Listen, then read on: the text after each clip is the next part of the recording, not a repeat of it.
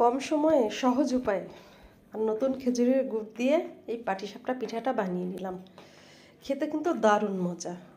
তো এই শীতের সময় আসলে একটু পিঠা খাওয়ার সময়, পিঠার উৎসব চলে এই সময়, সব ঘরে ঘরে মানে প্রতিদিনই কিছু না কোনো রকম পিঠা তো হয়ই হয়। তো একবারে তো আর সব পিঠা বানানো যায় না, হয়তো দু একদিন পর পর এক এক রকমের পিঠা বানিয়ে খাওয়া হয়। তো এই যে আমি বানিয়ে নিলাম পাটিসাপটা পিঠে। আসসালামু আলাইকুম। এই পিঠাটা বানাতে আমার যা লাগছে, আমি 2 কাপ চালের গুঁড়া নিয়েছি, 1 কাপ ময়দা নিয়েছি, 1 কাপ গুঁড়া দুধ নিয়েছি, পরিমাণ মতো লবণ নিয়েছি আর 3 টেবিল চামচ চিনি। এখন এই উপকরণগুলোকে ভালো করে একটু মিশিয়ে নিব। মিশিয়ে নেওয়ার পর আমি এই যে দুধ জাল করে রেখেছিলাম আলাদা, তখন আমার এই ব্যাটার বানাতে যতটুকু দুধ লাগবে বা পানি দিয়েও হবে, কোনো সমস্যা নেই। তো আমি দুধ দিয়েই বানিয়ে নিলাম। তো দুধ আমার যতটুকু লাগবে ততটুকু দিয়েই আমি এই উপকরণগুলোকে একসাথে মিশিয়ে নিব দুধের সাথে বা পানির সাথে। এই যে ভালো করে একটু মিশিয়ে নিচ্ছি। আর এই ব্যাটারটা হচ্ছে খুব বেশি পাতলাও হবে না, আবার খুব বেশি ঘনও হবে না, এই যে এরকমই হবে। তো এই ব্যাটারটা আমার গুলানো হয়ে গেল। তো আমি এটাকে 10 মিনিট রেস্টে রেখে দিব। রেস্টে রেখে চুলায় আমি এখন এই পুর বানিয়ে নিব।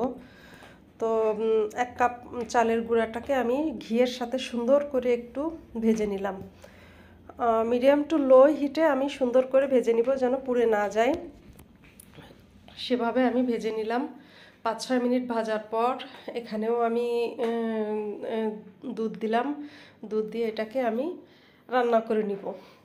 এবার মিডিয়াম আঁচ দিব, দিয়ে এটাকে সুন্দর করে রান্না করে নিব, কিন্তু যেন তলে না লাগে, পুড়ে না যায়, সেদিকেও খেয়াল রাখতে হবে। তো এর ভিতরে 2টো এলাচ দিলাম, দিয়ে ভালোভাবে নাড়িয়ে নিলাম। নিয়ে এখন এই যে আমি খেজুরের গুড়টা দিয়ে দিলাম। আমার যতটুকু মিষ্টি আমি খাবো ঠিক ততটুকুই দিয়ে দিলাম।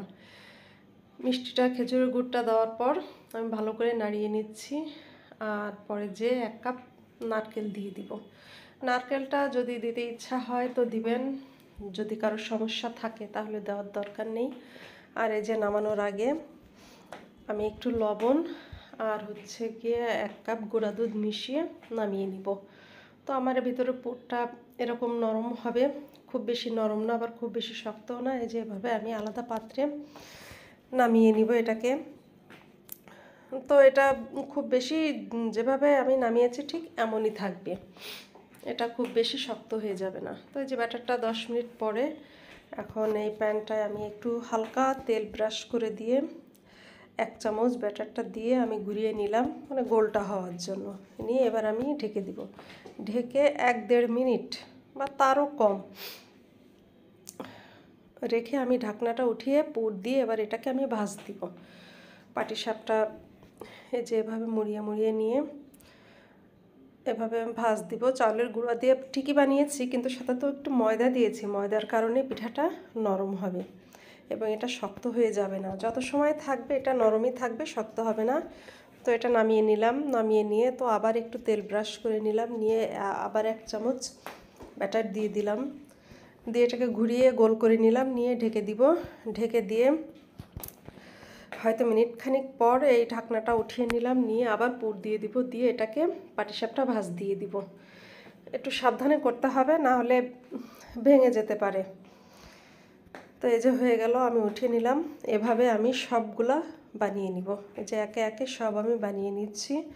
তো ওটা চুলার আঁচটা একেবারেই লো হিটে থাকবে, খুব বেশি মাঝারি বা হাই হিটে দেওয়া যাবে না, একেবারেই লো হিটে আমি সব পিঠাগুলো সুন্দর করে বানিয়ে নিলাম। এবার একটা পিঠা কেটে দেখি কেমন হয়েছে ভিতরে।